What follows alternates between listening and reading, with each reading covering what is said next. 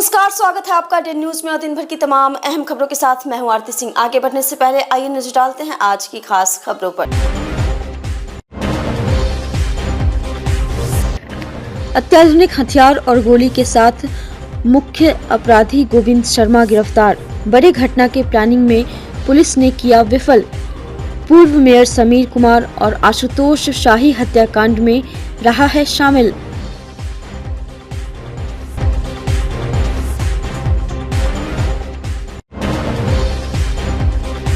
चार दिन से लापता किसान का मिला शव, परिजनों ने लगाया हत्या का आरोप, एक गिरफ्तार।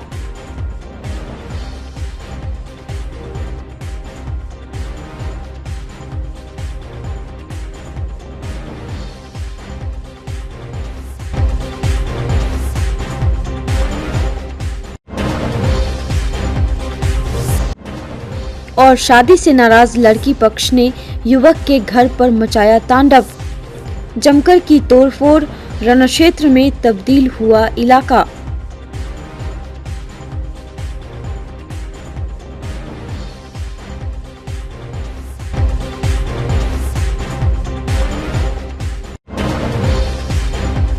तो ये थी सुर्खियां और अब खबरें विस्तार से।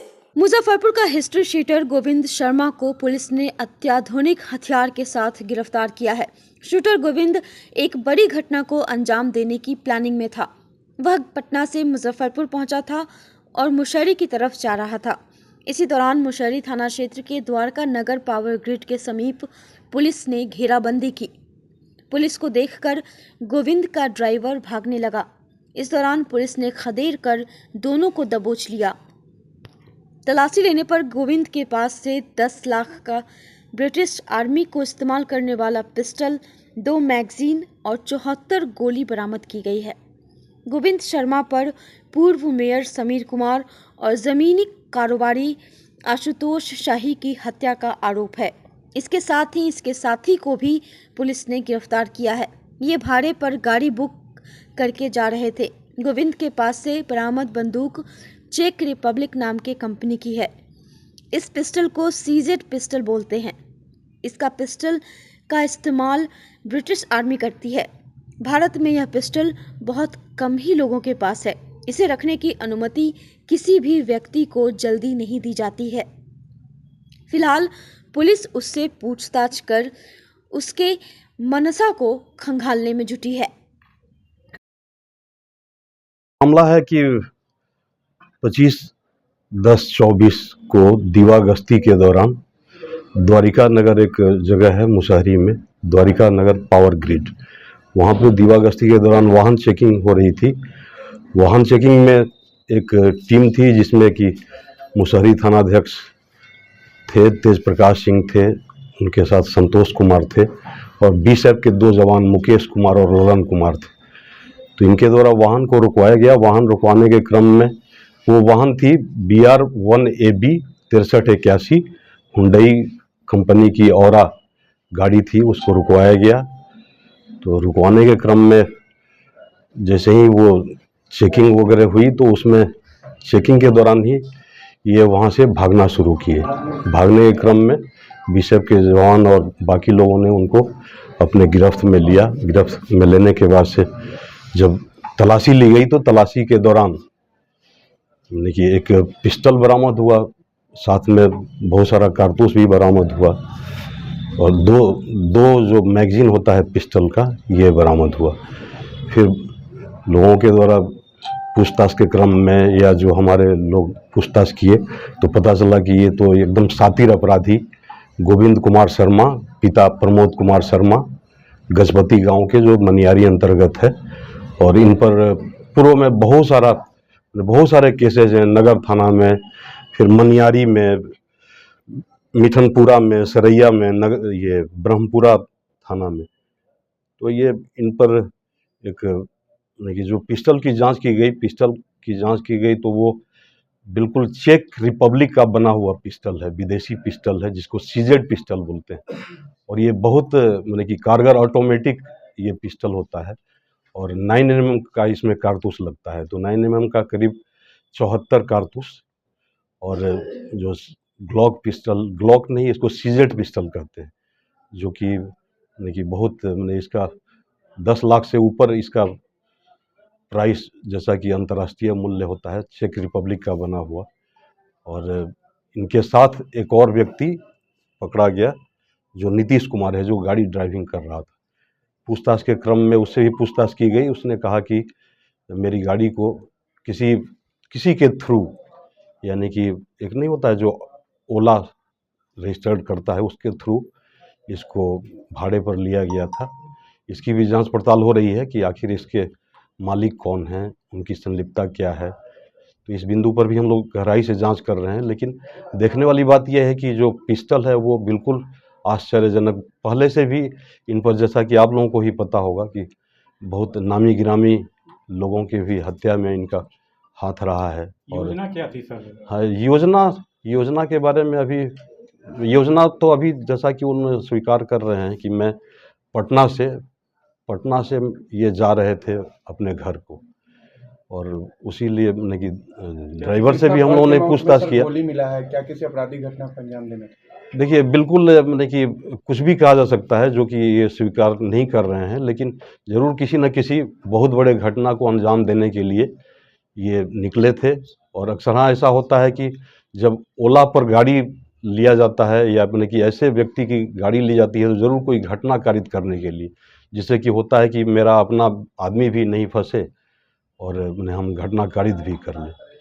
पूर्व में भी जैसा कि आप लोग जानते ही होंगे कि 4 मर्डर हुआ था, जिसमें कि कितना राउंड चक्रकोट मिला है टोटल जो गोली है? हाँ, ये 74 जिंदा कारतूस है। ये था कि दो मैगजीन भी साथ में मिला है, जिसमें कि गोलियां भरी हुई थी। एक तो लोडेड था और एक अलग से भी मैगजीन मिला है, जिसमें कि 8 कारतूस उसमें भर के रखा हुआ था। आगे की कार्रवाई? आगे की कार्रवाई इन पर मैंने कि इनको गिरफ्तार कर ही लिए हैं हम लोग। इनको जेल भेजेंगे, आर्म्स एक्ट में जेल भेजेंगे। 268/24 मुसहरी का केस दर्ज कर लिया गया है, मुसहरी थाना कांड संख्या 268/24। इनको जेल भेजेंगे। अनुसंधान में और भी आगे अगर किन्हीं का इसमें आता है, ये अगर किसी योजना को ये अंजाम दे रहे थे, तो उसका भी हम लोग अनुसंधान में लाएंगे और इनको कड़ी से कड़ी सजा दिलवाने। मुजफ्फरपुर के कांटी थाना क्षेत्र के लसगड़ीपुर निवासी 48 वर्षीय कुशहर सहनी का शुक्रवार को मुशहरी थाना क्षेत्र के रजवाड़ा के समीप बूढ़ी गंडक नदी में शव मिलने से इलाके में सनसनी फैल गई। वे 4 दिनों से गायब थे। सूचना पर पहुंची पुलिस ने मामले की छानबीन की और शव को पोस्टमार्टम के लिए एसकेएमसीएच भेज दिया।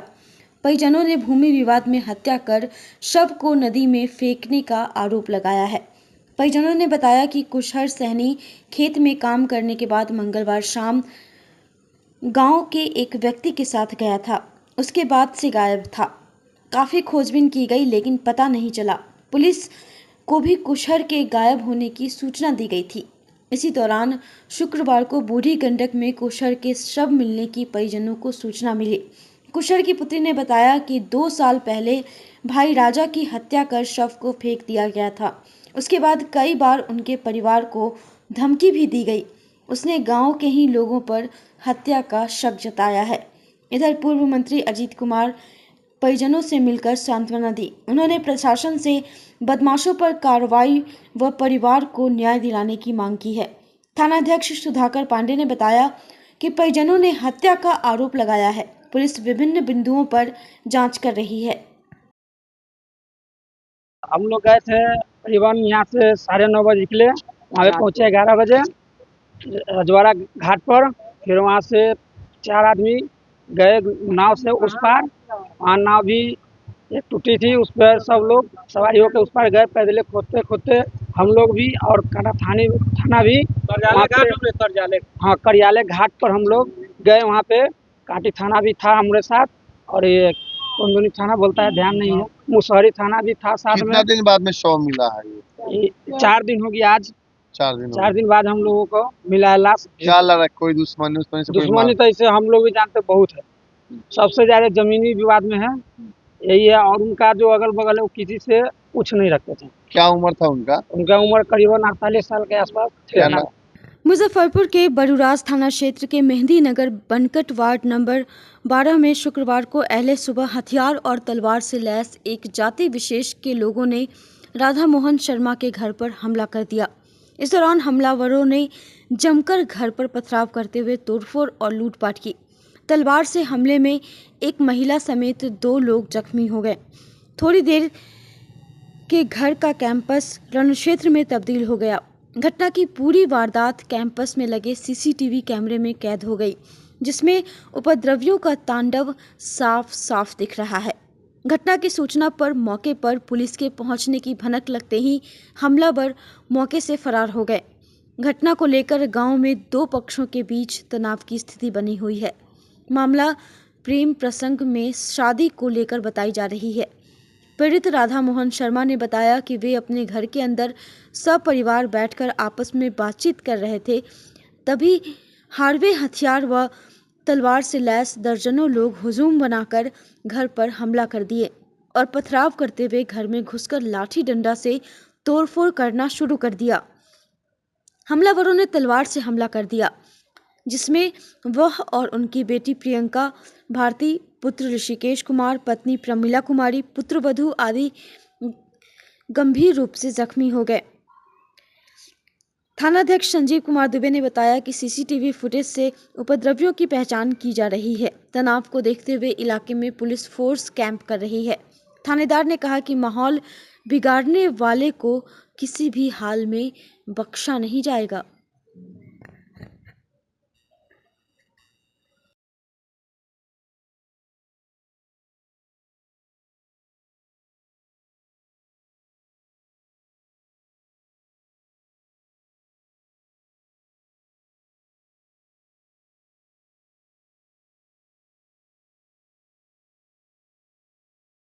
डेढ़ सौ की संख्या में सब हमला किया है। उसके बाद में मतलब दरवाजे पे लोग चाय पी रहे थे, पापा थे और एक गांव के नाना जी लगते हैं वो थे, चाय पी रहे थे, बस सब पे हमला करने लगा है, पूरा ग्रिल झोड़ने लगा है। फिर मतलब हम लोग जब ऐसे किए हैं ना, बंद किए हैं ग्रिल को, तो मतलब जो पत्ती वाला ग्रिल होता है ना, उसके फाँप से मतलब कि तलवार फांसा ये सब पेश रहा था, लाठी जिसको जो हाथ में मिल रहा था वो पेश रहा था।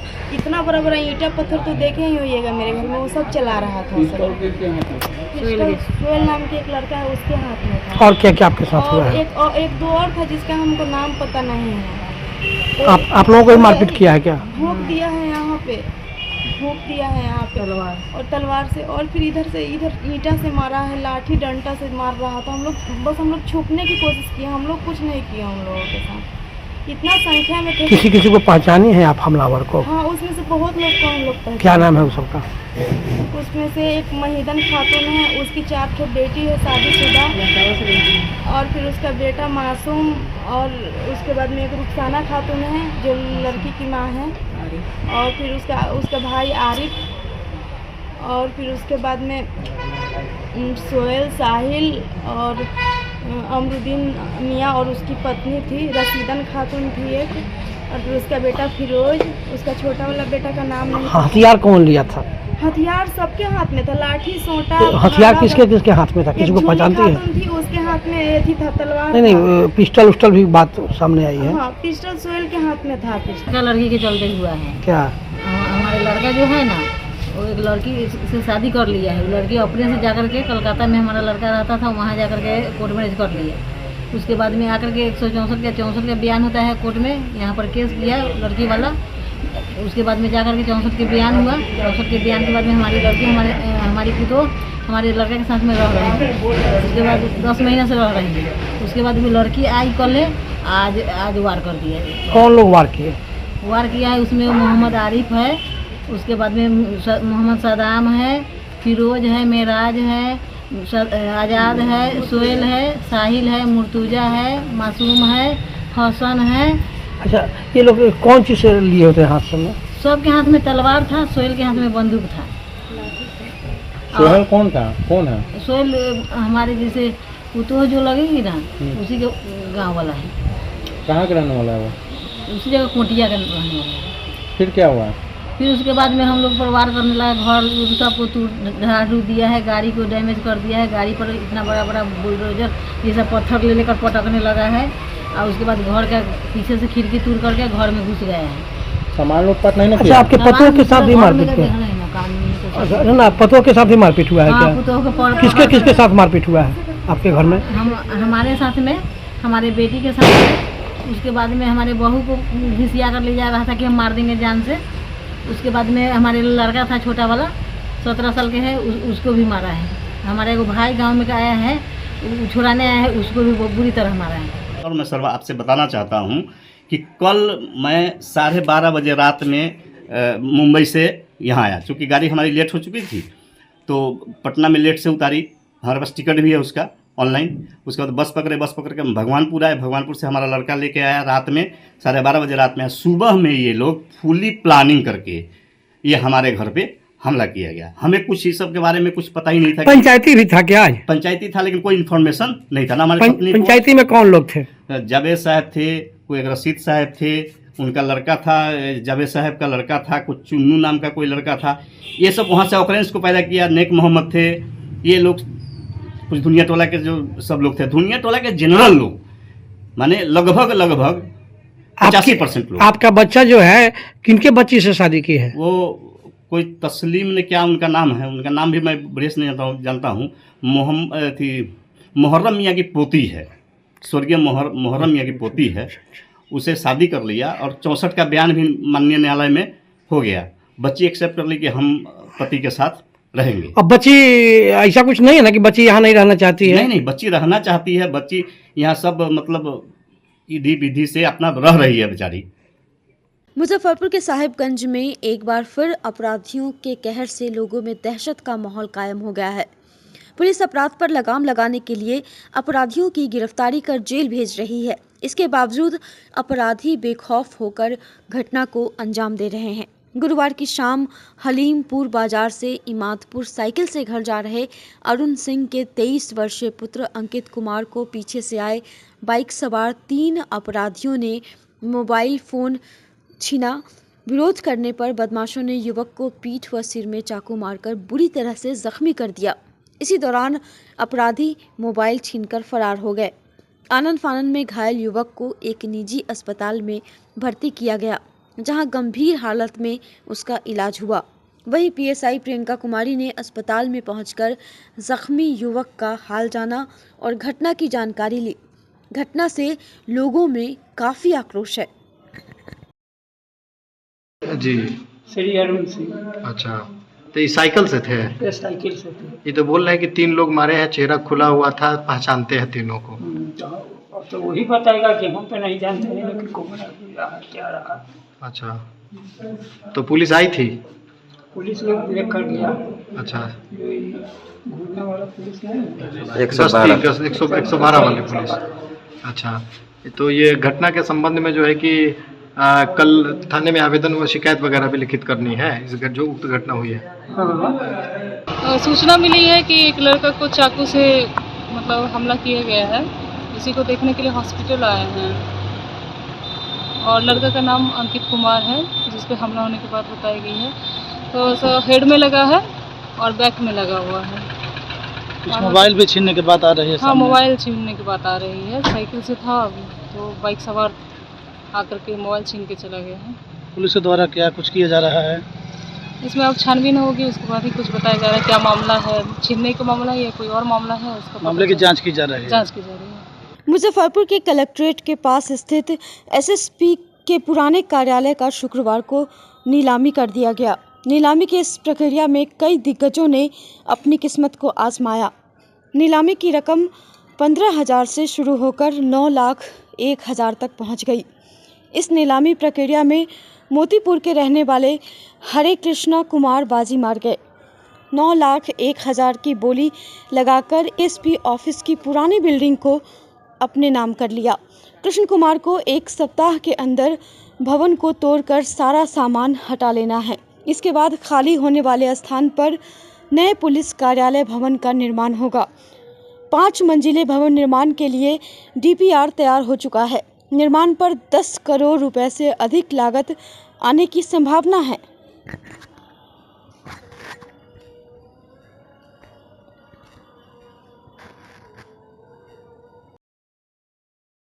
उसमें जैसे 5,53,000 पहले से उसका सरकारी बोली था, उसमें 1,000 से चालू किया गया है। उसके अलावे 1,000 से होते होते जैसे 1,000, 2,000, 5,000, 10,000, 1 लाख, 1.5 लाख, 2 लाख, फिर उसको बढ़ते 3 लाख पड़ गया, 5 लाख पड़ गया, 6 लाख पड़ गया, 7, 8 करते करते फिर 8.5 गया, 75 गया, 62 गया, फिर 9 लाख 1,000 पर लास्ट मेरा बोली था। 9 लाख 1,000 हमारा फाइनल हुआ है। क्या चिल्लाया गया है? उधर से क्या बोला गया? 1 लाख उधर से बोला गया 9 लाख 1, 9 लाख 2, 9 लाख 3। तो नाम अनाउंस कर दिया गया कि हरे कृष्ण के नाम से यह हो गया। आप कितना लगाए? हम 9 लाख 1,000 लास्ट लगाए। लास्ट लगाए थे। आपका हो गया? मेरा हो गया। खुश है? एकदम खुश है। कबाड़ खरीद करके खुश हो गए। कबाड़ खरीद के क्या यूज कीजिएगा इसका? उसको हम मेथी में वर्क में यूज करेंगे, जैसे कि हमको रोड ढलवाना है, चाहे अपना पर्सनल काम में उसको यूज लेंगे। अपने हाथ लगेगा कितने में? कल से लग जाएगा। आज उसका हम लोग डीडी बना रहे हैं, डीडी बना करके दे करके उसका 3 सूत्री मांगों के समर्थन में KDKM अस्पताल कर्मचारी संघ के बैनर के तत्वावधान में मुजफ्फरपुर के केजरीवाल अस्पताल के कर्मचारियों ने शुक्रवार को 2 घंटे के लिए हड़ताल कर दिया। इस दौरान अस्पताल परिसर में कर्मचारियों ने अस्पताल प्रबंधक के खिलाफ जमकर प्रदर्शन का आयोजन किया। संघ के अध्यक्ष AR अनु ने कहा कि विगत दिनों बैठक कर हम लोगों ने अपनी मांगों के समर्थन में आज 2 घंटे का सांकेतिक हड़ताल किया है। हड़ताल की मुख्य वजह हम लोगों की 3 सूत्री मांग है, जिसमें पहली मांग है कि सभी कर्मचारियों को दीपावली के मौके पर 7,000 रुपये का बोनस दिया जाए। दूसरी मांग है कि सभी श्रेणियों के कर्मचारियों के वेतन में 20% की बढ़ोतरी की जाए। वहीं तीसरी मांग है कि सभी कर्मचारियों के लिए CL लागू करें और जिस कर्मचारी के हिस्से जितने भी CL महीने में आता है उसे दिया जाए। इसकी घोषणा अस्पताल प्रबंधन अविलंब करे। वहीं पूरे मामले को लेकर अस्पताल प्रबंधन ने कहा कि काफ़ी कम समय में उन्होंने अपनी मांग पत्र अस्पताल प्रबंधन को सौंपी है। स्ट्राइक करने से पहले प्रबंधन समिति को उचित समय दिया जाता है, जो इन लोगों के द्वारा नहीं दिया गया। इस वजह से उनकी मांगों पर विचार नहीं किया गया है। अभी पर्व का समय है, ऐसे में सभी लोग बिजी हैं। पर्व के बाद उनकी मांगों पर बैठकर विचार किया जाएगा।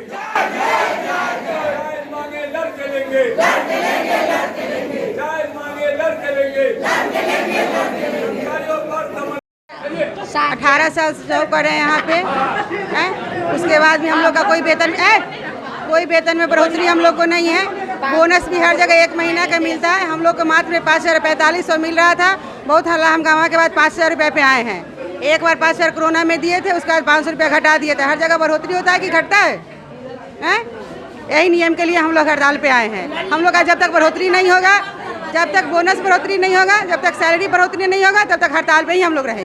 हम लोग का वेतन में वृद्धि नहीं होता है। बोनस में भी हम लोग का एक बार 5,000 दे करके फिर 500 घटा दिए। फिर इतना महंगाई हो गया, उसके बाद भी आज तक वेतन नहीं बढ़ाते हैं, ना बोनस देते हैं। 7,000 रुपया 5,000 दे करके अब बैंक में भेज दिया, उसके बाद नहीं देते हैं। इसलिए हम लोग का CL नहीं मिलता है। 12 CL है मगर मिलता नहीं है। एक भी CL नहीं मिलता है। हम लोग 1 रोज छुट्टी लेते हैं, 2 रोज का पैसा कटता है। लॉलीपॉप दिखा करके हम लोग से काम लेते हैं।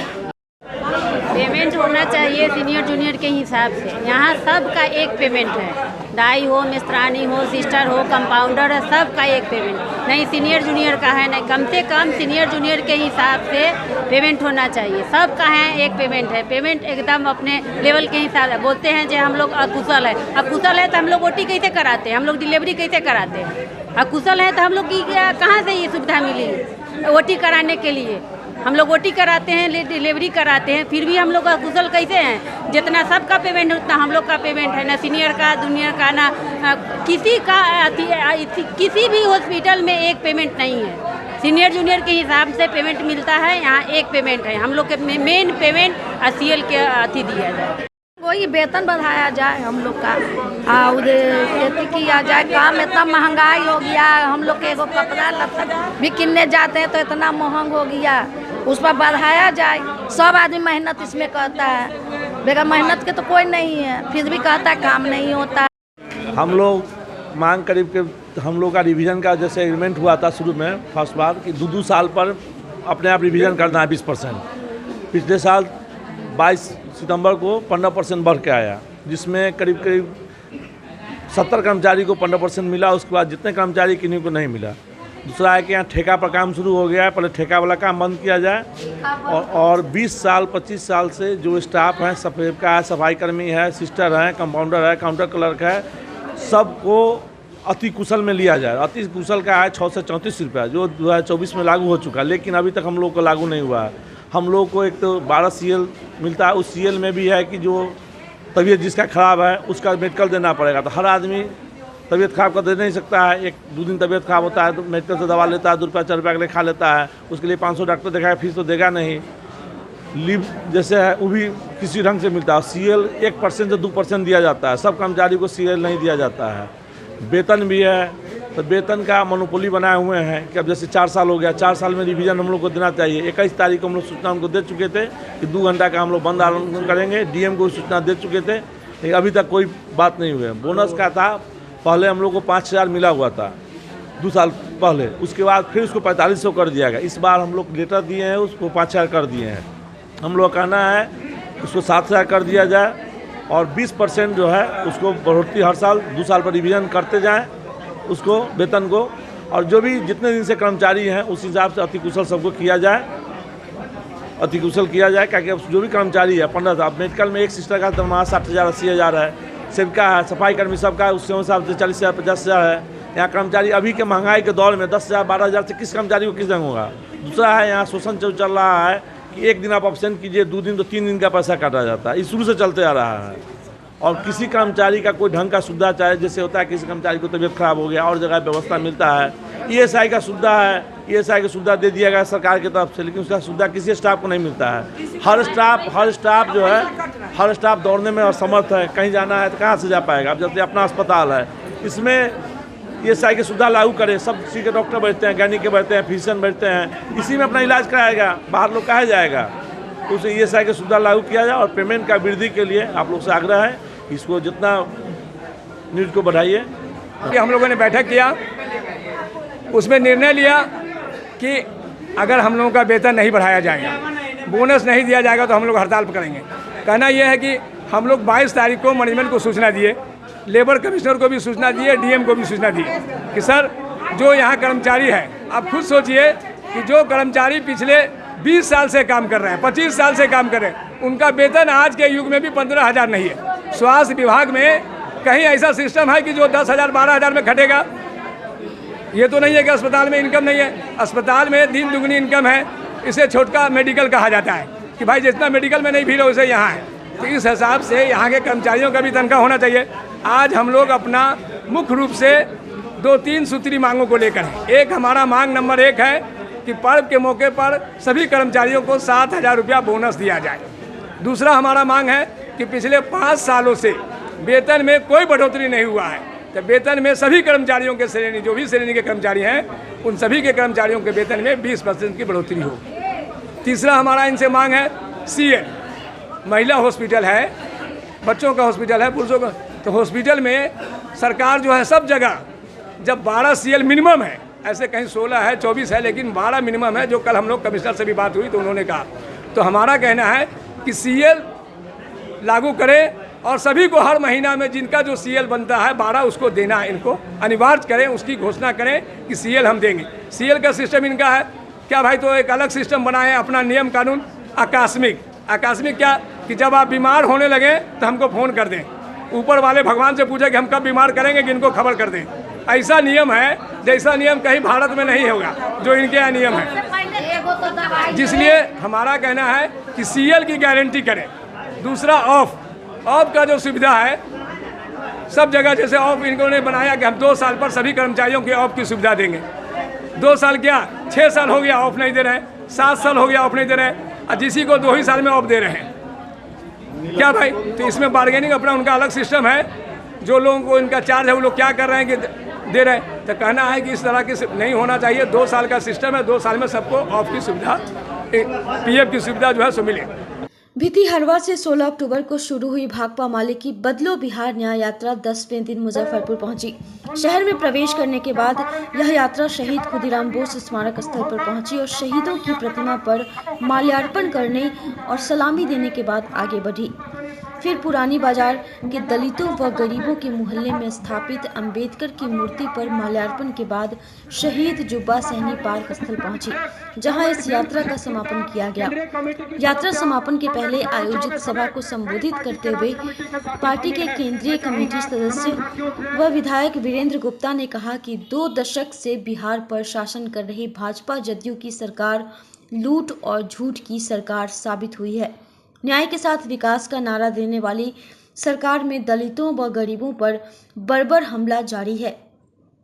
सरकारी सर्वे के अनुसार ही 94 लाख से ज़्यादा परिवारों को महज गुजारा करने के लिए रोजाना 200 रुपये भी नहीं जुट पाता है। उन्होंने कहा कि जमीन सर्वे से पूरे बिहार में अफरा तफरी मची हुई है। भूमि विवाद को समाप्त करने के दावे के साथ हो रहे जमीनी सर्वे गरीबों, बटाईदारों और किसानों के लिए तबाही बन गई है। कागजात के नाम पर भ्रष्टाचार और अफसरशाही चरम पर है। बरसों बरस से बसे गरीबों को जमीन के रिकॉर्ड और कागज के नाम पर उजाड़ने की धमकी दी जा रही है। उन्होंने कहा कि डबल इंजन की सरकार को बदल कर ही न्यायपूर्ण नए बिहार का निर्माण हो पाएगा। मिल सकता था। ये नीतीश कुमार जो है ऐतिहासिक रूप से चुप रहे और उन्होंने पूरे बिहार के लोगों के साथ गद्दारी किया। जो 59,000 करोड़ रुपए देने की बात आई तो ये बिहार में बाढ़ है, इसके स्थायी समाधान के लिए नहीं आया। ये बिहार के जो गरीबी है इसके समाधान के लिए वो नहीं आया।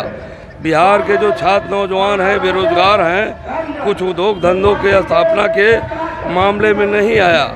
तो ये पूरे कॉरपोरेट जगत के लिए जो 59,000 करोड़ रुपए दिए गए केंद्र सरकार के द्वारा, ये पूरी बिहार के साथ अन्याय है और बिहार के लोगों को ये लेबर जोन बना के रखते हैं और यहाँ गरीबी रहे, बदहाली रहे, तमाम तरह के लोग जो पलायन के लिए मजबूर रहें, इसके लिए ये पूरे तौर पे साजिशन तौर पे कि अडानी के लिए, अंबानी के लिए, रियल एस्टेट की कंपनियों के लिए यहाँ से सस्ता मजदूर सप्लाई हो, इन्होंने सचेतन ये रखा है। ये बिहार के लिए नाइंसाफ़ी है।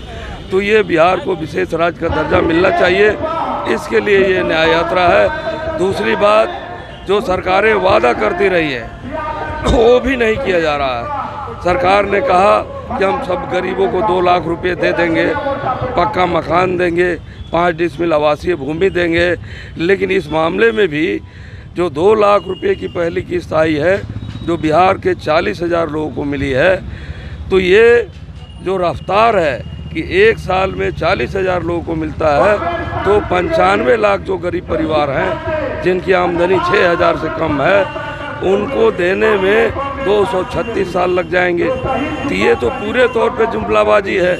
तो ये बिहार जुमलेबाजी के लिए आपको तैयार आज नहीं है और ये अन्याय है। इसके खिलाफ बिहार खड़ा है। आपको पक्का मकान, 2 लाख रुपए, 5 डिसमिल ज़मीन ये देने होंगे। दूसरी बात, तीसरी बात हम जो कहना चाहेंगे कि बिहार में सर्वे के द्वारा जो पूरा ज़मीन का लैंड बैंक बनाने की साजिश चल रही है। अभी हम अम्बेडकर नगर से आ रहे थे, वहाँ एक झुग्गी झोपड़ी है, एक पोखर पर बसी हुई है। बार बार वहाँ के लोगों को जो है नोटिस भेजी जा रही है कि आपको यहाँ उजाड़ा जाएगा। आखिर वो कहाँ जाएंगे? पुश्तैनी तौर पे तो वो यहीं बसे हुए हैं। तो ये लैंड सर्वे में जो जहाँ बसा हुआ है उनकी ज़मीन पर कागजात नहीं दिए जा रहे हैं, उनके नाम पर खतियान नहीं बनाया जा रहा है, जमाबंदी नहीं कायम की जा रही है। तो ये तो सरासर उन पर बुलडोजर चलाने की राजनीति हो रही है। तो 5 गुना, 6 गुना, 7 गुना बिल ये आ रहा है। तो ये कंपनियों का जो लूट राज बनाए हुए हैं मोदी स्मार्ट मीटर के लिए, ये के जरिए ये अपने मित्रों अडानी के लिए, अंबानी के लिए, तो ये कंपनी राज के खिलाफ हिंदुस्तान लड़ा है। और जुब्बा सहनी जो कंपनी राज के खिलाफ जो है पूरा अपना लड़ाई लड़े और शहीद भी हुए, तो ये उस दिन को देखने के लिए नहीं शहीद हुए थे कि हमारे देश में पुनः कंपनी राज कायम होगा। तो उनको हम आज नमन कर रहे हैं यहाँ और उनसे प्रेरणा लेते हुए कि हिंदुस्तान में कंपनी राज नहीं रहेगा, इसके लिए हम लोग लड़ेंगे। ये हम लोग संकल्प लेने के लिए आज यहाँ एक सभा कर रहे हैं। और ये बिहार बदलो बिहार न्याय यात्रा जो है, ये पूरे बिहार में 25 जगहों से चली है, 5 जोनल यात्राएं जिसमें है। मुजफ्फरपुर नगर निगम के वार्ड 20 के पार्षद संजय केजरीवाल इन दिनों नगर निगम की पोल खोल रहे हैं। एक एक कर लगातार नगर निगम पर भ्रष्टाचार के आरोप लगा रहे हैं। इसी क्रम में एक बार फिर शुक्रवार को अपने आवासीय कार्यालय में संजय केजरीवाल ने नगर निगम पर एक और भ्रष्टाचार का आरोप लगाते हुए नगर निगम का 5वां पाप बता दिया। आपको बता दें कि इससे पहले संजय केजरीवाल नगर निगम पर मानव बल में घोटाला, बोर्ड में घोटाला, सैराट में घोटाला, टेम्पू की रसीद में घोटाला का आरोप लगा चुके हैं। संजय केजरीवाल ने कहा कि नगर निगम का एक और घोटाला सीरीज का 5वां घोटाला लैपटॉप घोटाला है। 48,500 का लैपटॉप 64,375 रुपये में खरीदा जाता है। 16,375 रुपये का घोटाला एक लैपटॉप में किया जा रहा है। मतलब 50 लैपटॉप के लिए 8,18,000 रुपये का घोटाला किया गया। इसके साथ ही उन्होंने कहा कि 51 सदस्यीय बोर्ड में 2 लोगों की मनाही के बावजूद 50 लैपटॉप खरीदा गया, तो एक लैपटॉप किसे मिला इसकी भी जांच होनी चाहिए। संजय केजरीवाल ने कहा कि भ्रष्टाचार के आरोप से बचने के लिए लैपटॉप की खरीदारी बिहार से बाहर भिलाई से की गई है। उन्होंने मीडिया के माध्यम से नगर विकास मंत्री, अपर मुख्य सचिव और सीएमओ से मांग की कि इन सभी आरोपी की निष्पक्ष जांच कराकर दोषियों को कड़ी से कड़ी सजा दें। नगर निगम में एक और घोटाले की सीरीज का 5वां घोटाला लैपटॉप घोटाला। 48,500 का लैपटॉप 64,375 रुपया में खरीदा जाता है। 875 रुपया में एक लैपटॉप में 16,375 रुपये की डिफरेंस की राशि का घोटाला। मतलब 50 लैपटॉप खरीदे गए, 8,18,000 रुपये का घोटाला। और सबसे बड़ी खासियत कि 51 सदस्यीय बोर्ड में 2 सदस्य मना कर देते हैं तो बच गए 49। उसके बाद भी 50 लैपटॉप खरीदे गए। 50वां लैपटॉप किसको दिया गया? अगर ये संख्या बल और अगर बढ़ती है तो घोटाले की राशि और बढ़ेगी। तीसरी सबसे बड़ी बात, क्या बिहार में लैपटॉप की मतलब दुकानदारों की कमी है कि डिस्ट्रीब्यूटर की कमी है? ANVDG solution private limited, Smriti Nagar, Bhilai, वहाँ से खरीदा गया। मतलब मुजफ्फरपुर के कोई दुकानदार ने घोटाले में पार्टनर बनना नहीं स्वीकार किया। जिस प्रकार बोर्ड वाले में तो स्वीकार कर लिया था, इसमें नहीं स्वीकार किया तो भिलाई की कंपनी से खरीदा। और पूर्ण सुनियोजित साजिश इसमें इसलिए नज़र आती है कि बॉक्स के अंदर माल जो है, बॉक्स के अंदर माल है 48,500 का, लेकिन बॉक्स है इससे बढ़िया वाले क्वालिटी का। मतलब एकदम साजिश के तहत ये घोटाला किया गया। मैं आप लोगों से हाथ जोड़ के विनती करना चाहूँगा कि मुजफ्फरपुर की जनता का पैसा लूटने से बचा लीजिए। क्यों इतने बड़े बड़े घोटाले हो रहे हैं? और अगर यह घोटाले सत्य में सबूत के साथ पेश कर रहा हूँ तो फिर इस पर कार्रवाई क्या हो रही है? लगातार मानव बल पे घोटाला, बोर्ड में घोटाला, फिर आपको सैरात में घोटाला। अब सैरात का नतीजा यह हुआ कि आज के स्टैंडिंग में नगर आयुक्त महोदय सैरात का ला रहे हैं। पिछले 1.5 साल से कहाँ थे? आज मतलब जैसे कि टेम्पू की रसीद का घोटाला।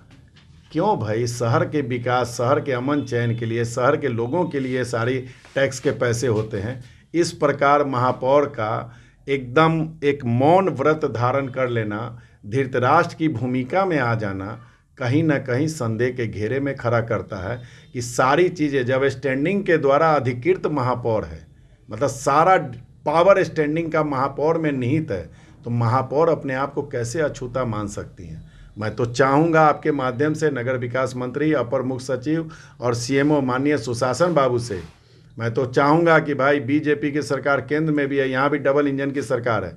इन तमाम इल्ज़ामात का बढ़िया से बढ़िया पदाधिकारी से आप जांच कराएं, दोषियों को कड़ी से कड़ी सजा दें। अभी तक करीब करीब 10 करोड़ से ऊपर का घोटाला का मैंने और हमारे निगम पार्षद संघ ने कच्चा चिट्ठा खोल चुका है। जो भी पास होता होगा तो वो स्टैंडिंग में पास होता होगा। जी हाँ, सारा काम ही स्टैंडिंग से ये पास करा के करती है। इनके नज़र में बोर्ड जो है वो 2ym दर्जे का है। इनको एक मतलब मानसिकता में यह बैठा दिया गया है कि स्टैंडिंग सबसे बड़ी है। हम लोग तो अगली बोर्ड की बैठक में पहला प्रश्न पूछने जा रहे हैं महापौर महोदया से कि बोर्ड बड़ा कि स्टैंडिंग बड़ा, और मतलब नगर विकास मंत्री महोदय से भी पूछेंगे, अपर मुख्य सचिव महोदय से भी पूछेंगे कि बोर्ड बड़ा कि स्टैंडिंग बड़ा। कहीं ना कहीं घोटाला में मेयर का भी हाथ होगा। कैसे नहीं, जब कैप्टन को जीत का श्रेय मिलता है तो हार का श्रेय कौन लेगा? अगर उपलब्धि का श्रेय, आज अगर मान लो कि टैक्स में राशि अगर 10 करोड़ की बजाय 20 करोड़ की वसूली हो जाए तो महापौर कहेंगी ना कि मेरे रीजन में 10 का 20 करोड़ का वसूली हुआ। आज मान लो स्मार्ट सिटी प्राइवेट लिमिटेड जब आया तो उस समय की तत्कालीन महापौर वर्षा सिंह जी को क्रेडिट जाता है कि नहीं जाता है कि उनके रीजन में आया? वैसे ही आज हम कहते हैं घोटाला होगा तो उसका श्रेय तो आप ही के ऊपर जाएगा और आपको लेना भी होगा, और नहीं तो आप जांच में सहयोग कीजिए, आप जांच ईमानदारी से करवाइए, तब ना माना जाएगा कि भाई आपको अंधकार में रख के किया गया। अगर क्या तो if you then partner, if you then not partner then support to inquiry. जिला बार एसोसिएशन मुजफ्फरपुर के चुनाव प्रक्रिया अविलंब शुरू करने, वर्ष 2022-24 से अब तक के आय व्यय का ब्यौरा आम सभा में पेश करने और इसकी निष्पक्ष जांच करवाने, अधिवक्ताओं के अधकट्टी का भुगतान करने का मांगों को लेकर शुक्रवार को अधिवक्ता संघर्ष मोर्चा के बैनर के तहत दर्जनों अधिवक्ताओं ने मुजफ्फरपुर सिविल कोर्ट कैंपस स्थित हनुमान मंदिर के सामने एक दिवसीय सामूहिक अनशन किया। अधिवक्ता सुनील कुमार सिंह ने कहा कि हमारी मांगें अविलंब पूरी नहीं की गई तो आगे हम लोग चरणबद्ध आंदोलन करेंगे। मौके पर अधिवक्ता संजय कुमार सिन्हा, प्रवीण कुमार, संजय राम, प्रमोद कुमार सहित दर्जनों अधिवक्ता मौजूद रहे। बहुत दुर्भाग्यपूर्ण स्थिति में हम अधिवक्तागण आज अपने ही एसोसिएशन के खिलाफ अनशन पर बैठे हैं। हमारे एसोसिएशन के जो कर्णधार हैं, पूर्व के महासचिव हैं या जो एडहॉक कमेटी के महासचिव हैं, मुजफ्फरपुर जिला बार एसोसिएशन के प्रजातंत्र को साफ खत्म करके यहाँ पर अराजकता का माहौल पैदा कर दिए हैं। उनके खिलाफ अगर कोई आवाज़ उठाती है तो उसके खिलाफ डीसी चलाई जाती है। डराने का, धमकाने का उनका एक नियति सा बन चुका है। मैं भी शिकार उसका रहा हूँ। मैं भी 1.5-2 साल तक बिहार स्टेट बार काउंसिल में दौरा था, डीसी मेरे खिलाफ भी चला था। वो डीसी सिर्फ इसलिए चला था कि मैं उनके खिलाफ आवाज़ क्यों उठाता। भाई आप चुनाव जीते, महासचिव बने, आपके टेन्योर में जो स्टैट्यूटरी पीरियड है 2 साल का, उसके अंदर चुनाव करा लेना था। आपने चुनाव नहीं कराया। जब हम लोगों ने आवाज़ उठाई तो आपको कोई विकल्प नहीं सूझा तो एडहॉक कमेटी आपने बना लिया। आप स्वयं बिहार स्टेट बार काउंसिल के मेंबर थे, इसलिए अपने चहेतों को एडहॉक कमेटी का सेक्रेटरी, प्रेसिडेंट और मेंबर बना लिया। और अब पहले प्रत्यक्ष रूप से शासन कर रहे थे, अब अप्रत्यक्ष रूप से शासन कर रहे थे। शासन करने का उद्देश्य मेरा ये है कि एसोसिएशन के आमदनी पर पहले उनका प्रत्यक्ष नियंत्रण था, अब अप्रत्यक्ष नियंत्रण है। हम लोग उनसे यही डिमांड करते हैं कि भाई आपने अपने कार्यकाल में या एडहॉक कमेटी के कार्यकाल में कितनी आमदनी आपकी हुई, ये आम अधिवक्ताओं को बताएं, जिसे बताने से वो पीछे हट रहे हैं। हम लोग उनको चाहते हैं भाई आप जनरल बॉडी की मीटिंग बुलाइए। जनरल बॉडी की मीटिंग बुलाने से भाग रहे हैं। हम लोग उनसे डिमांड करते हैं भाई आप यथाशीघ्र चुनाव कराइए। अखिल भारतीय छात्रीय महासभा ने संगठन विस्तार करते हुए पंकज कुमार उर्फ पप्पू सिंह को संगठन मंत्री का दायित्व सौंपा है। मुजफ्फरपुर के मारीपुर स्थित एक निजी होटल के सभागार में आयोजित कार्यक्रम के दौरान महासभा के राष्ट्रीय महामंत्री कुमार राघवेंद्र सिंह राजू ने उनके नाम की घोषणा की। इस दौरान राघवेंद्र सिंह राजू ने कहा कि पंकज कुमार उर्फ पप्पू सिंह को नए राष्ट्रीय संगठन मंत्री बनाए जाने के बाद हमारा संगठन सिर्फ बिहार में ही नहीं, झारखंड में भी मजबूत होगा। महासभा के संगठन मंत्री बनाए जाने पर पप्पू सिंह ने कहा कि संगठन ने मुझ पर भरोसा जताया है। हम समाज को ऊंचाइयों पर ले जाना चाहते हैं। बिहार में क्षत्रियों की अनदेखी अब बर्दाश्त नहीं होगी। बिखराव व विखंडन रोकना हमारी प्राथमिकता होगी। साथ ही उन्होंने कहा कि हम सबका साथ लेंगे और सबका सम्मान होगा। इस दौरान अखिल भारतीय क्षत्रिय महासभा के प्रदेश अध्यक्ष नीरज सिंह, प्रदेश प्रभारी जयशंकर प्रसाद सिंह, पारस चौहान, लालू सिंह, बंटी सिंह, राजा सिंह सहित संगठन के कई पदाधिकारी मौजूद रहे। आज के माननीय राष्ट्रीय अध्यक्ष के द्वारा निर्मित हमें जो जिम्मेवारी दी गई है संगठन मंत्री का, वो पूरे बिहार में प्रदेश अध्यक्ष के द्वारा बिहार का दौरा करेंगे और प्रदेश अभी झारखंड के अध्यक्ष के द्वारा जो साथ मिल के क्षत्रिय एकता को बरकरार रखते हुए देश में सनातन धर्म की रक्षा के लिए क्षत्रियों की पूर्ण भूमिका जो पहले थी उसको लागू करवाते हुए सभी क्षत्रिय की जो अलग अलग संस्थाएं हैं उनको एक साथ ला के एक प्लेटफॉर्म पर धर्म की रक्षा, भारत की एकता अखंडता को बरकरार रखने के लिए, क्षत्रियों की भूमिका को सही करने के लिए कि अपनी ताकत को, अपनी शक्ति को पहचान कर इस देश की एकता को बरकरार रखने के लिए जो जिम्मेवारी हमको दी गई है उसको निभाने के लिए। और नीरज जी हमारे प्रदेश अध्यक्ष हैं, हमारे वरिष्ठ साथी बड़े भाई राघवेंद्र सिंह जो हैं राजू बाबू, इन्हीं के दिशा निर्देश पर यह प्रभार लिया गया है ताकि हम लोग क्षत्रियों को एक समाज में अधिकार रूपी हर चीज़ से जो कहीं कहीं वंचित रखा गया, जिसमें हाल में भी बिहार से कैबिनेट में भी एक भी हमारे क्षत्रिय समाज के लोग नहीं गए थे, अपनी ताकत को दर्शाते हुए, अपनी ताकत को बढ़ाते हुए हर जगह अपनी भागीदारी की शक्ति का प्रदर्शन करके भागीदारी लेना है। इसके लिए और क्षत्रिय एकता को बरकरार रखने के लिए, संगठन का विस्तार करने के लिए हम तहे दिल से इन लोगों की जिम्मेवारी का स्वीकार करते हैं। धन्यवाद। ना रक्त से इसे सजाए हैं, सिर कटते थे, धड़ लड़ते थे, तब क्षत्रिय कहलाए हैं। हम लोगों ने हमारे इतिहास के जितने भी हमारे पूर्वज हैं उन्होंने देश के लिए, सर्व समाज के लिए खुद को बलिदान करते आए हैं। तो आज भी हम लोग अपने सर्व समाज के लिए, देश के लिए, अपने सनातन धर्म के लिए बलिदान होने के लिए तैयार हैं।